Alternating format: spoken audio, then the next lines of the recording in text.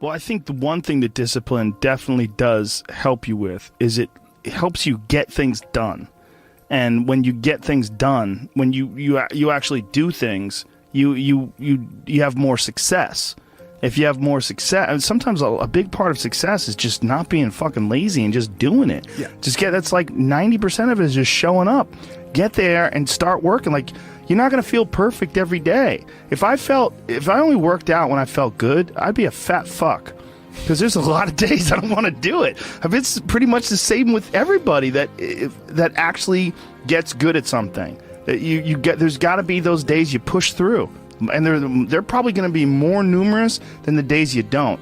And so the benefit of discipline, in my eyes, has always been that through discipline I get things done. Yeah. I always say that I'm like the most lazy, disciplined person I know, because I don't want to do it. Yeah, but I always do.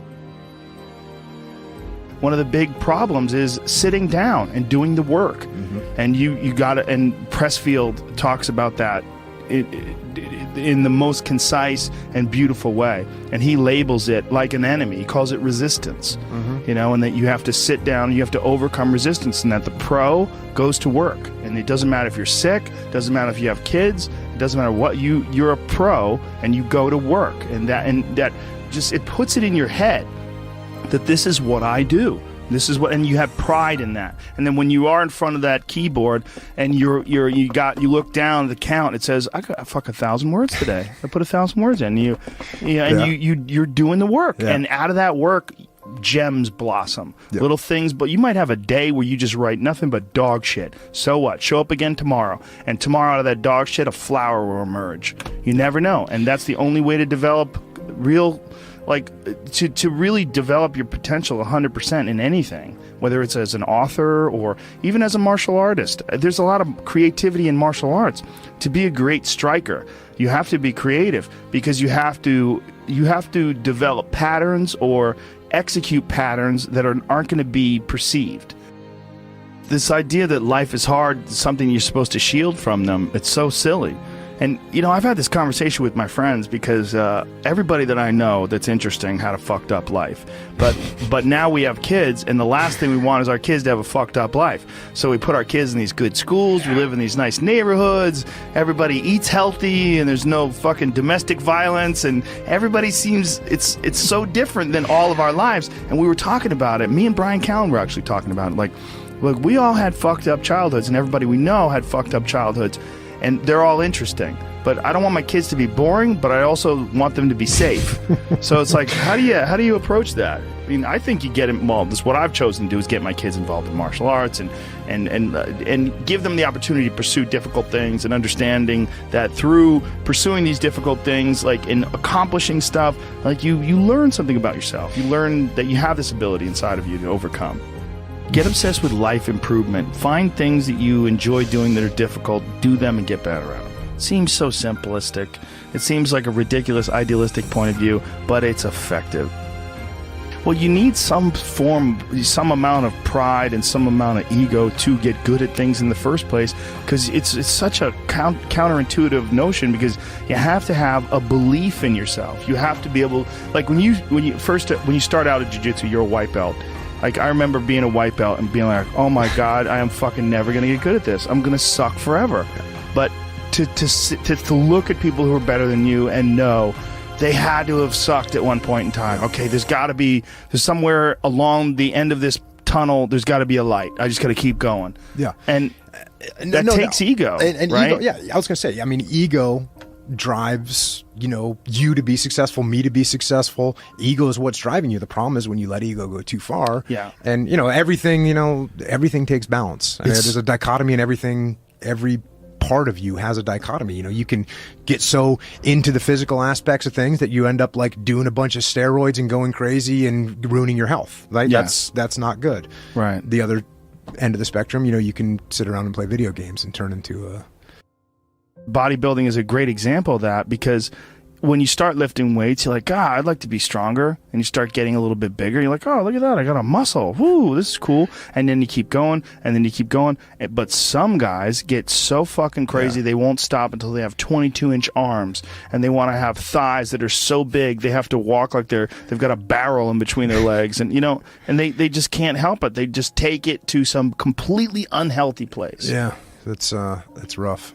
Yeah, well, it's just the nature of trying to get good at something. You got to recognize what's good and what is just fucking insane. For some people, especially, they're just experiencing way too much pressure. And that pressure, a lot of times, it's just an imbalance in perspective. And some of it's, I was talking to this mom once. Her daughter does gymnastics with my daughter, and we were talking about kids killing themselves where she used to live. She used to live in one of the really wealthy tech areas outside of San Francisco, and a bunch of kids that went to school with her daughter that were like 15, 16, were jumping off bridges and shit. Like, it was like an epidemic. And they were trying to figure out what the fuck is going on, and they're literally calling it affluenza. That these affluent kids and their families are literally worth $1 billion. You know, I mean, everybody's super rich, and they're having this insane pressure, like before high school and in high school, to be in Ivy League schools and to get 4.0s and all, and they're not having any fun, and they're not experiencing life, and they don't have any hope, and their parents are all on fucking pills, and they're just killing themselves. For some people out there that aren't feeling good, man, if you just fucking struggled more, you get over that struggle, you feel better. It sounds so simplistic, but I swear by it. I've felt shitty myself, and then forced myself to work out, and after I get out of there, I'm like, whoa! 100%. Fucking it's 100% guarantee. It's hard for people to break momentum, too. Momentum that's good momentum, or momentum that's bad momentum. When I get on a good groove of working out all the time, I feel it. Like, after I'm done working out, I'm like, yeah, I can't wait to get in there again. I can't wait to work out again. That's the good momentum. But then there's that bad momentum, like you get injured or something like that, and you can't do anything for a couple of weeks, and then to try to get that kickstart that motor up again, it's hard to get momentum. There's a lot of people that are eating shit food, and then by the end of the day, your body's in a crisis. Your body's just processing all this bullshit. And if you're eating a big, bullshit lunch filled with nonsense, like, your body's got to process all that stuff. And so at the end of the day, you're going to lose your willpower. So, like, when 5 o'clock, 6 o'clock rolls around, you're going to be tired. But if you have a healthy lunch, and, you know, you're properly fueled, and then you also have positive people in your life, everyone's motivated, by the end of the day, you're going to feel good. Whatever the fuck your thing is, just go and do it. Just force yourself to do it. And if you feel like shit because you ate lunch, then your lunch was, filled with bullshit, well then, hey dummy, don't eat shitty lunch tomorrow. Tomorrow try a nice salad. Try a salad with some salmon and see how you feel then. You're like, hey, I feel way better today at 6 o'clock. Duh. Now your decision making will be better. Like, people don't understand how significant it is. Like, all these little decisions, those are like that's the path for the rest of your existence on Earth. And if you decide to go to fucking Cheetos chocolate chip cookie route, you're just making a shit path. You're carving your fucking path through broken rocks and glass, and it's not the way to go. You know what else doesn't exist in a day-to-day life?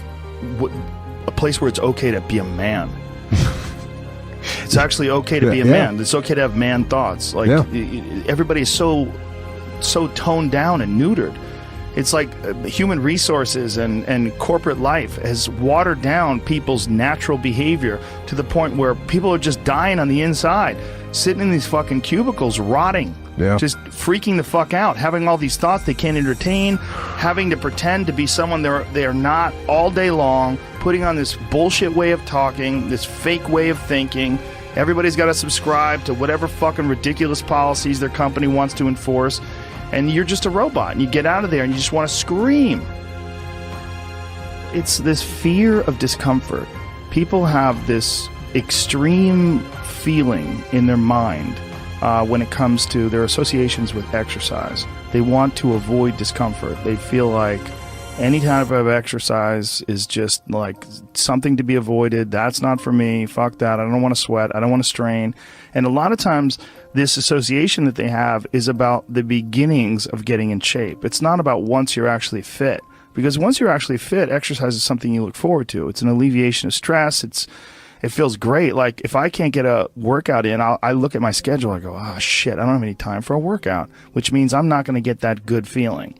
And so instead of looking at it like, oh, I've got to go grunt and sweat, I'm thinking I'm not going to feel good. I'm not going to feel relaxed. I'm not going to feel carefree. And I'm not going to feel even appreciative. Like my appreciation of things, and it gets enhanced greatly after exercise. I just feel better. I feel like I can take things in for what they are rather than, you know, whatever sensory data that I'm getting from any event is just one more distraction that gets in my way. And you know, that's a lot of times how I look at things if I'm overstressed or if I'm working too much. Like our bodies, for whatever reason, most people, their associations are to avoid anything that's uncomfortable.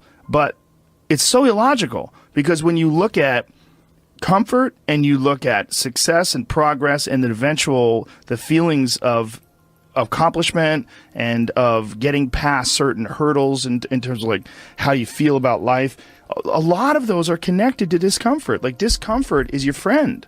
It really is. Like discomfort and not being happy and content with certain situations in life or certain feelings in life, they're massive motivators, and they're amazing at facilitating change.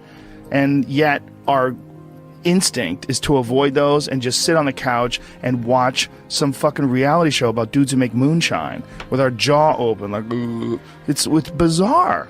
And for me, at least, when I get like really disciplined and really I get really consistent with my workouts, one of the things that I almost feel momentum. I feel like there's like a push behind me, like, all right, like after I get out of the gym, I have a really good workout. I'm like, yeah, now I'm doing it. I'm doing it all the time now. And I'm looking forward to the next time. And it makes that resistance much weaker, and it makes my motivation and my discipline much stronger. I think a lot of it is based on just the consistency. You know, it's one of the things that I talked about recently on the podcast. I said, you know, like blowing something off, it's not just not good. Like blowing off an exercise that you planned is not just bad for you physically. It's also bad mentally, because then that option is now available. The option to fuck off is available. And you did it before, and you're probably going to do it again, and you'll get mediocre results, not just in that aspect of your life, but maybe in all aspects of your life. Because I think that option to fuck off, when you embrace it, that is a pathway that you might choose when it comes to dealing with conflict in your personal life, dealing with business decisions, dealing with career decisions, like an uncomfortable decision that you might be faced with, where maybe you need to make a change as far as like what your pathway is in life, but you don't do it. Instead, you fuck off. And that the inclination to fuck off, I think, that gathers momentum as well. The inclination to be disciplined, that comes with momentum too. And I think both things, like you take a path, like the path of the healthy person or the path of the fuck off. Like this is not, like your body is like a race car that you can juice up yourself. Like you can add the fat tires, you can add the improved suspension, you can beef up the horsepower in the engine. You could do all that yourself. Or you could just choose to have this shitty body that's always falling apart on you, because we're essentially ecosystems. You know, and we're in charge. This weird consciousness that has all this resistance and has all this inclination towards comfort and fucking off and blowing things off is what is in charge of making all these things happen that keep this ecosystem healthy. It's almost like if Earth itself had like a shitty manager. You know, if like there was a natural manager of Earth that was like, oh God, who cares if it rains?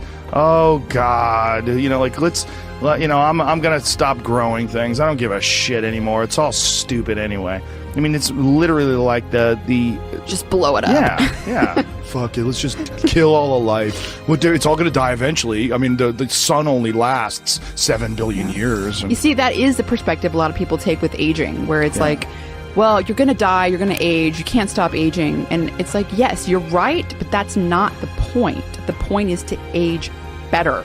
Like, that's the point. The point is to increase your health span, you know, and that is, we know is possible. Like that can, there's some of these like centenarians and super centenarians I've seen that are like over 100 years old, and they're like riding bikes and racing, and it's like, Yeah. they're old. They are very old. But they're experiencing a very good quality of life. Yeah. And they're experiencing a quality of life that these other people that don't exercise feel, they physically feel their own body diminishing, and they just feel it's inevitable. It is what it is. You're wasting your time. You're out there running around. But no, we're not, because this experience right now, it's not like, no one's under the illusion that you're going to live forever.